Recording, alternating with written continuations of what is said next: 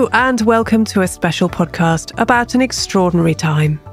My name's Ros Taylor and I'll be talking to some of the people who helped transform early childhood education in Eastern and Central Europe, starting in the 1990s, how they did it and what they learned. We'll be discussing a new book, Early Childhood Education in Social and Political Transitions, which takes an in-depth look at the groundbreaking step-by-step programme. Joining me is one of the authors, Sarah Klaus, who was one of the leaders of this Open Society Foundation's programme and is now affiliated with Georgetown University's Centre for Child and Human Development. Hello, Sarah. Hi. Along with Iveta Silova, Associate Dean of Global Engagement at Arizona State University. Hi, Iveta.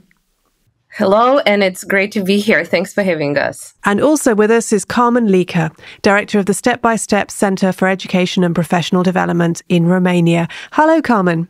Hello, everybody. Thank you. It's a great pleasure to be here. Let's begin at the beginning. After the fall of the Berlin Wall, George Soros decided to make a major investment in early childhood education, probably the biggest ever. That was the Step by Step programme funded by the Open Society Foundations. Sarah, what did he hope to achieve? At that time, across the region in Central Eastern Europe, the Open Society Foundations had a network of independent foundations established in almost every country. And the aim of these foundations really was to hasten the transformation to vibrant, open, democratic societies. George Soros always invested heavily in education programs. And at the time that this program was established, he was actually interested in starting a university. And he was convinced by Dr. Fraser Mustard, who ran a social science institute in Canada, that he actually really needed to be investing in young children in order to really transform these societies. There was incredible brain research coming out at the time, and he was very convinced by that and made a commitment to invest $100 million in the step-by-step program. Carmen, early childhood education was very different in Eastern Central Europe and Eurasia at that time. Give us a sense of what it was like to be a pupil in those classrooms, to be a small child in those classrooms. It really was different from what we did and what we accomplished with Step by Step. Although early childhood education was a very strong component of the education systems at that time across the Eastern Bloc, it had multiple functions, and most of them were social functions. Basically, both the nurseries and the preschool programs provided protection for children and a place for parents to leave their children. It was a way that the state freed the parents in order for both mothers and fathers be able to work. They mostly provided healthcare and social protection, as I've already said, and not so many child development and learning opportunities. And also, it was a very, very big focus in getting the children ready to go to school.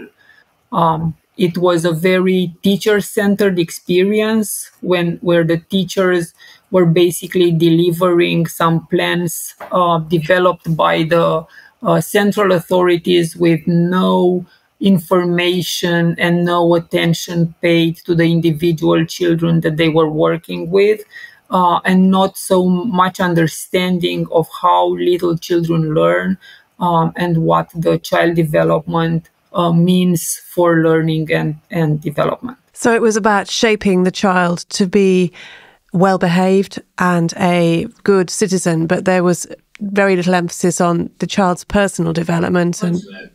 Yes, the individual child basically didn't exist. It was a model that all the children had to fit and had to accomplish.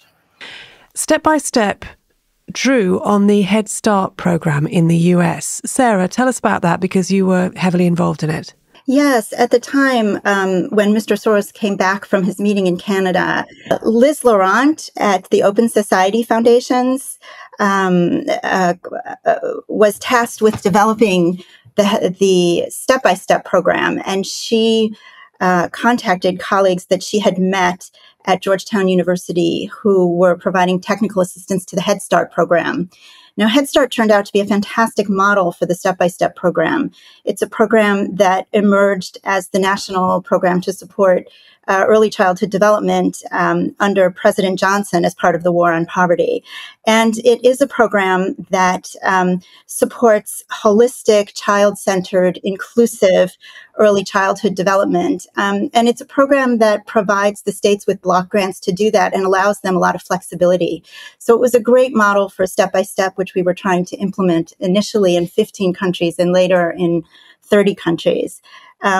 In the book, as we were doing the interviews, we asked one question that interested Jan very much was why we didn't pick one of the democratic pedagogies in Europe, of which there are many. But the Head Start program, I think, was first of all accessible to the foundations, but it also had the capacity to do what we needed to do. We needed to start in 15 countries at once. We needed 30 trainers, and it also had a wonderful focus on social justice and inclusivity that really underpinned the program. Iveta, when you first began to work with Step by Step in Central Asia, what were some of the challenges you encountered? Well, Central Asia was a fascinating place. And I wanted to maybe from the very beginning just remind everybody that the whole area of the former Soviet Union, Eastern Central Europe, is not one homogeneous bloc, the socialist bloc, as many people refer to. But it is really, really diverse place and with very deep local histories and cultures and different political trajectories. And Central Asia was a really fascinating place to be in, but it also probably was one of the most difficult places to work in because the preschool or early childhood education infrastructure was already fairly modest compared to the other countries in the former socialist bloc, but it completely collapsed after the Soviet Union collapsed. And maybe one of the reasons was because the early childhood infrastructure was really, in large part, supported by private industries. The enterprise owned kindergartens that were very popular. And during the transition period, the privatization of industry really affected also this infrastructure of early childhood education because as enterprises began to be privatized, preschools were the first ones to be basically shed and sold off. The buildings would be sold off. And so that resulted in very devastating effects for families and for children. So that early childhood education infrastructure probably was the first one to collapse in kind of this broader education sphere. And the teachers were leaving because the salaries were so low. And so it was quite a dire situation at kind of from the get-go. But it also was a really fascinating place to work because, on the other hand, there was also a major political will and desire, maybe more broadly among the public, to bring back some of this infrastructure, right? That was so important. So there was, I would say that Central Asia maybe had more political will compared to other contexts to kind of engage with the step-by-step programs, but also with other education transformation programs and explore all of the possibilities that were on the table at that time. So it was both very dire situation, but also the one with lots of exciting openings. So you found that education ministries were quite keen to help you in the end. Was that why? Because they were keen to build up this the early childhood infrastructure that had been broken down? Absolutely. It was one of the reasons. I think another reason was because just the philosophy of the step-by-step also resonated very deeply with many people, both academics and politicians, who were brought up maybe on these more kind of philosophical ideas of Vygotsky's that they recognized almost immediately in a step-by-step program as well, right? So I think there were some elements of the program that resonated immediately and very deeply with academics, but also politicians in the region. And I think also I must say that our colleagues in different source foundations in Central Asia, but also beyond, were also so clever in how they were maybe presenting and introducing the program to their colleagues in the ministries of education, with regional authorities, because I think they also were able to maybe highlight the elements of the programs that would speak to the people in power at that time. So this ability to connect maybe the key elements of the program with the historical context, with some of the maybe philosophical ideas that would resonate. So I think Step by Step just had really amazing people that were able to make a lot of bridges and kind of lay the ground for successful implementation of the program. In the book, there's a really vivid sense of the excitement and purpose around Step by Step, which you've just alluded to there. In the early days, Carmen, what was that like to be a part of? It was quite an adventure. I was a student, and my colleague at that time was a dentist, so we were known as the student and the dentist when we first started. After the initial training that we participated at in the United States, we went to the Ministry of Education to inform them officially about the program and the plans. And the Ministry of Education was like, oh, a student comes to ruin the tradition. But I remember when we launched the program and we signed the partnership with the Ministry of Education, because as Iveta has already mentioned, there were a lot of people who resonated with the principles and the values of the program, although they understood that we need to reflect on the actual practices and change them. But I remember when we launched the program to all the 48 county school inspectorates, we had inspectors calling in and saying that they will come to Bucharest to sleep on the doormat in front of our office door, just to make sure that they will be part of the program. And all the teachers in the first 9 preschools who were so excited to learn more and to change the practices and what they were doing, so that they could offer the children they were working with the best opportunities to learn and to reach their full potential. So it was a curiosity, a professional curiosity and desire to do more, to do better, and to get the children ready for the life that was just opening in front of everybody. Tell us about some of the changes that the program made in these settings. It changed the whole approach from the teacher-centered to the child-centered approach, and that was a huge challenge. Although we used the same furniture, like the tables and the chairs mainly, the way we arranged it, the kind of training and support, the professional community that we developed, the teachers learning that they learn every day from their partners and from their children and from the families, looking at the family as a partner and having the family involved in the classroom activities was like a wow moment for all the teachers, who very, very quickly understood that the parents, the families, have valuable information about the children and they can work together, and it is better if they work together in order to support the children. And it was the whole world they discovered, participating in training and having access to the methodologies that were developed and adapted to each national context. So I would really keep in mind the professional curiosity and desire to learn and change the lives of the children. Children with disabilities and Roma children were very much marginalised in the education systems in these countries. Sarah, give us a sense of how they were treated. There was profound structural barriers for both groups of children to participate.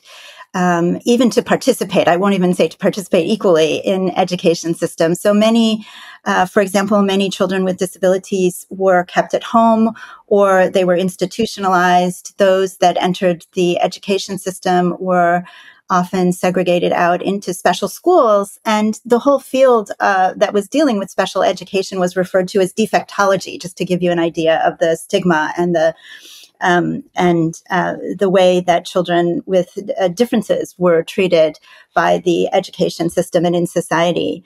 And for Roma children, I would say it's even just as profound, if not more profound, but especially there was an enormous and remains an enormous amount of discrimination against Roma children across, and here I would say not only Central Eastern Europe, but also Europe as a whole. And so I do want to emphasize that many countries in Europe were also around this time trying to figure out how to integrate and include Roma children and traveler children, for example, in the United Kingdom, where I live now, into education systems.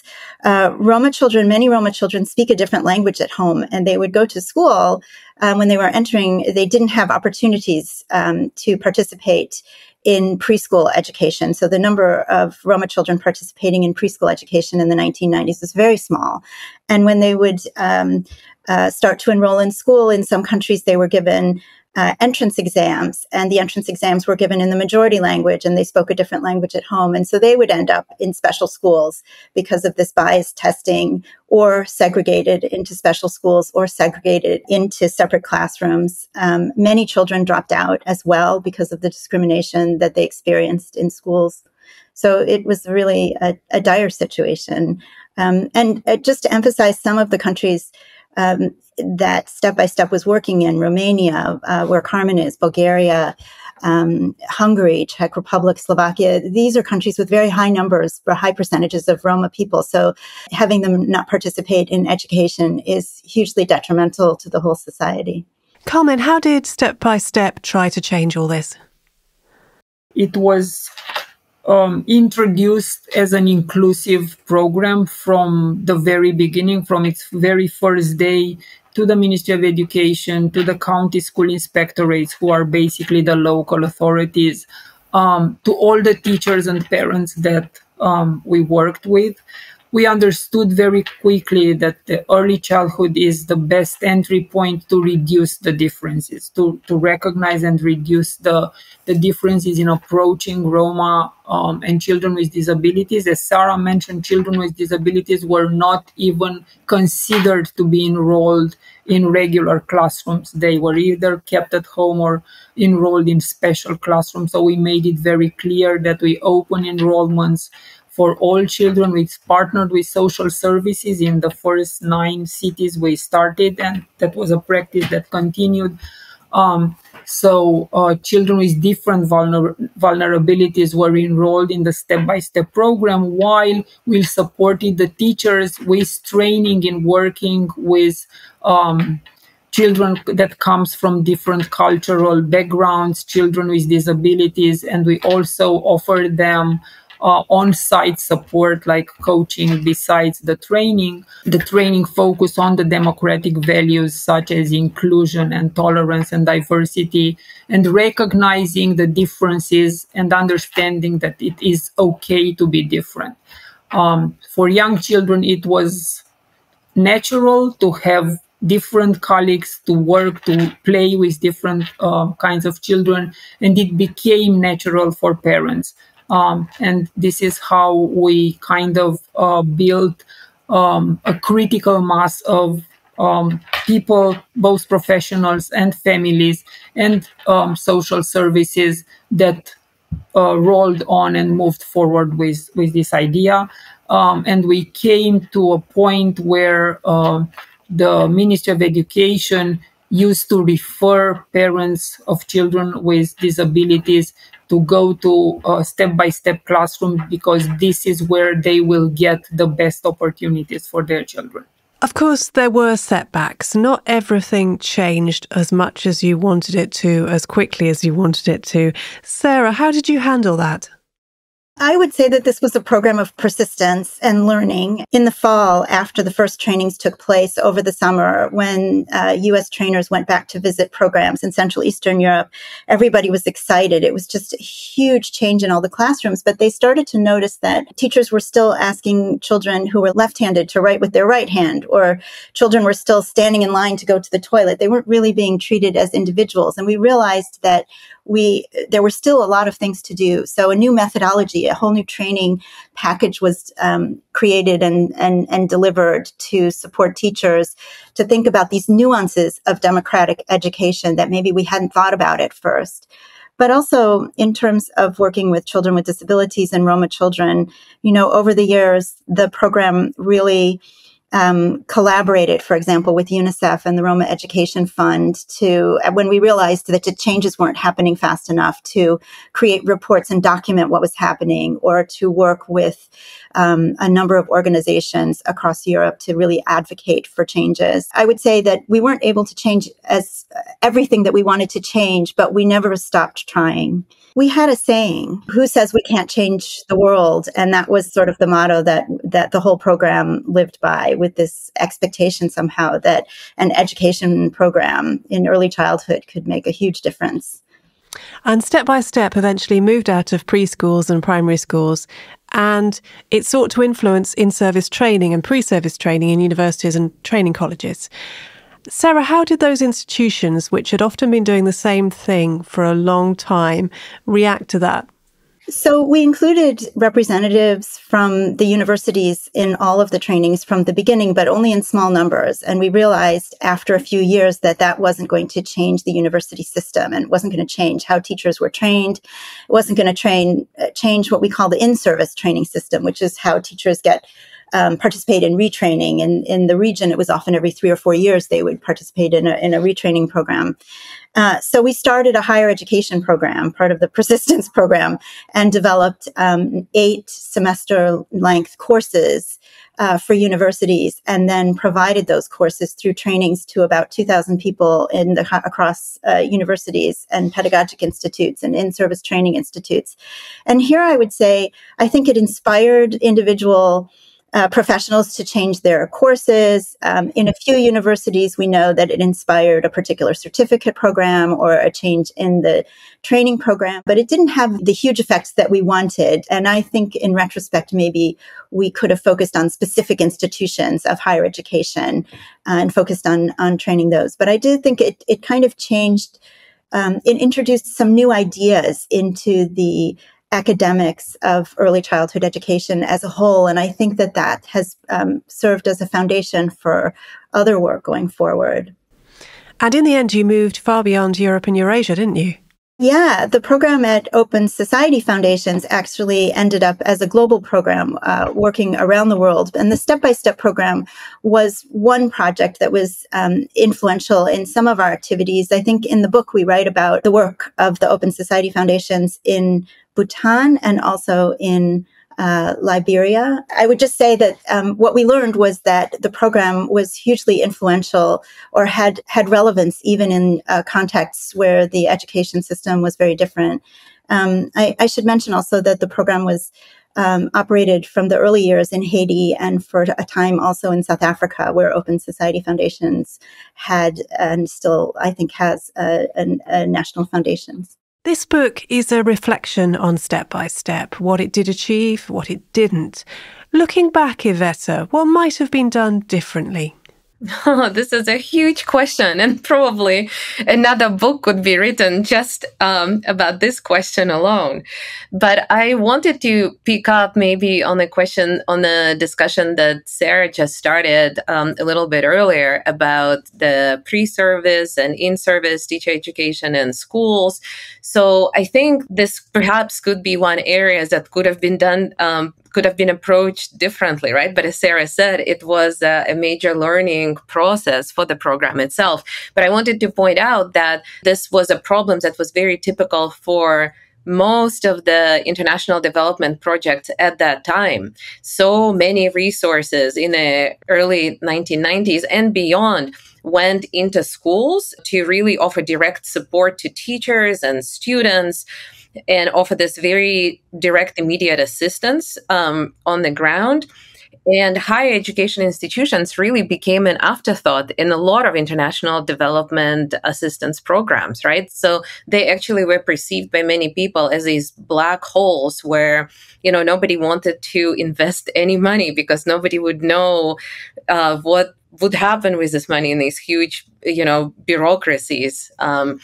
But in a way, I think that international development assistance kind of replicated maybe some of the also problems that we have in Western Europe and North America, or kind of like Western education more broadly, which is really is based on this research to practice divide, right? So kind of this logic maybe was automatically transferred also to international development contexts, right? Where the kind of schools and preschools were separated from what was happening in terms of research or in terms of teacher education programs.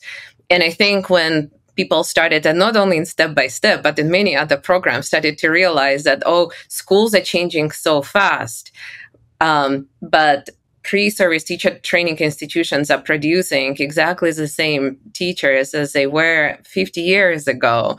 I think this is when this maybe realization became more pronounced, and also the urge to address it became more urgent. But I wonder what would have happened if from the very beginning, right, the teachers and researchers and faculty members in higher education institutions worked together and owned the program and the transformation together as a collective. I wonder if things would have been different. And I think that it was a really unique moment in time because everything seemed to have been thrown up in the air in the early 1990s when, so many institutions were collapsing. So I think it was a really unique opportunity to try something different, but we didn't. But we did it later, right? And so I think there were lots of, as Sarah mentioned earlier, opportunities to learn. And also, opportunities for these Western experts who were part of the program to learn how programs could be done differently, including at home, right, in the United States or in Europe. So I think it was a good learning experience for everybody involved, both people in Eastern and Central Europe and the former Soviet Union, but also all of the colleagues from the West as well. So it was mutual, wasn't just one way. Exactly. Carmen, you run an NGO which was established through the Step by Step program. What was your experience of setting it up? That was a learning and growth experience. We had a change in management of the National Soros Foundation in late 1997. And when the new management team came in, they called me and they said, you have like about 3 months to put together an NGO. I didn't have experience in running NGOs, developing NGOs. So I put together a team of people, and we had to go through a legislation that dated at that time from 1924 in Romania. That was how the civil society organizations were legally organized. And we started early 1998. Probably the biggest challenge throughout the whole process was to keep expanding the step-by-step program and maintaining the high quality of the program while developing the NGO and building a strategy for the NGO as a whole, not only for the program. And that was one of the biggest challenges. I am very grateful for all the support that we received from the early childhood program, with all the training and the coaches and the mentors and the resources, and also from the National Foundation.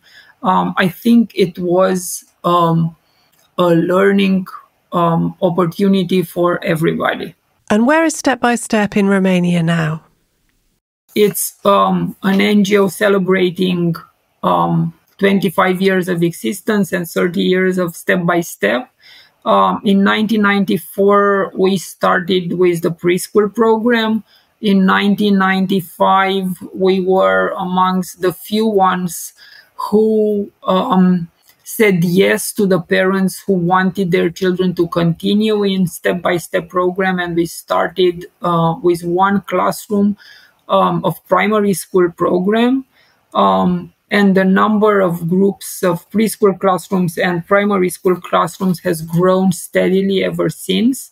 We are now active in 600 kindergartens nationwide and over 1,000 primary school classrooms. We also adapted the step-by-step principles and values to public schools who wanted to transform themselves in step-by-step schools. We are also working with the first 5 big universities in Romania in developing a course on alternative education. Step-by-step program is officially recognized in Romania since 1995 as an educational alternative. And we are also working with the National Association of the Pedagogical High Schools, which are the institutions who train the educational professionals for nurseries. So this is in a nutshell where step-by-step is now in Romania. It's everywhere, in other words, or almost everywhere. And we also, I think we were very, very involved in advocating and designing the legislation for early childhood in Romania. Iveta, you mentioned earlier that this is step-by-step is a remarkable example of East-West policy borrowing. What did you personally learn from it? So step-by-step is a really fascinating case study. So for anybody who's interested in comparative education, I think this would be a really interesting case to explore by reading the book, which has so many excerpts from interviews with different stakeholders that were involved. It was like actually listening to a lot of familiar voices to me when I was reading. So it's a really, really great case study. But I think that, and there are many lessons that could be learned from it. But for me personally, let me step back for a second. So policy borrowing and lending is often critiquing these prepackaged education reforms that are transferred from the West to the East or North to the South. But I think this case of step-by-step program is really interesting where the reform has been transferred, but it has been extremely adaptable and like on an ongoing basis, adapting to the local context, right? Changing in response to the concerns or the interests of the local stakeholders and communities, right? So much more, I would say, open-ended and reflective program that kept learning as it was going, as Sarah mentioned also earlier, and Carmen as well. I think also what the program showed is that this borrowing process is not one-way transfer, right? But it's an ongoing mutual learning process where, both the so-called quote-unquote experts and the local stakeholders learn together and create something new in the process. But I think maybe one of the kind of most interesting lessons to me was how this program created really dense networks of academics and practitioners, not only regionally, but also like on a worldwide scale, right? So now we have, you can actually see collaborations that are happening across the post-socialist regions. You can see collaborations that are happening worldwide. It really actually ended up changing the culture of education and created these absolutely powerful networks that exist now and that, continue to advocate for policy changes, for even broader cultural changes in the context where they're working. Sarah, Open Society has stopped funding step by step, but the program's left an indelible mark on the countries that took part, as well as on Europe and Eurasia as a whole. Do you still see the step-by-step imprint there?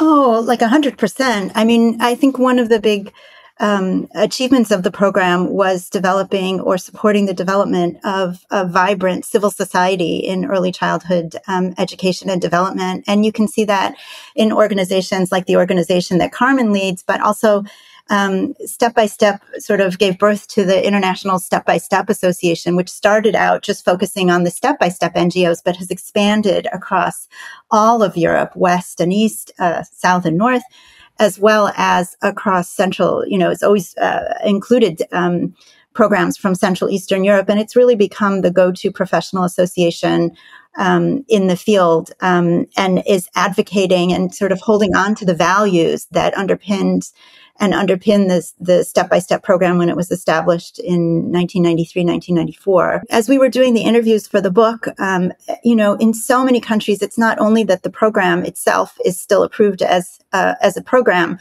in preschools and primary schools, but also in a quieter way, the program has really been one of the positive influencers of policies and practices at higher education institutes, but more of policy changes of curriculum, of standards. And so we see elements of the program woven in. And I think these networks also helped knit together East and West Europe in a sort of early childhood education academic sense. I think that's also been a really important part of the program. And I think also one that shows how Eastern Europe can lead in bringing those academic and practitioner communities together, which is not always seen. I think, as Yvette was mentioning, we also often see this idea of Western Europe coming and doing things with Eastern Europe. But this was an example of Eastern Europe taking an initiative and really seeing it through to create something for all of Europe and Eurasia. It's been a fascinating and really quite inspirational discussion. Thank you so much to all of you. Yvette? Thank you so much. Carmen? Thank you very much. And Sarah? Thank you. Thank you very much, Ross. Early Childhood Education in Social and Political Transitions is written by Sarah Klaus, Jan Peters and Tatjana Vonta. It's out now, published by Bloomsbury. The book is also available open access, and it's available in Russian too, with supplementary material. The address is https://www.issa.nl step-by-step program with underscores between the name and program without an ME. Thanks for listening. I'm Ros Taylor.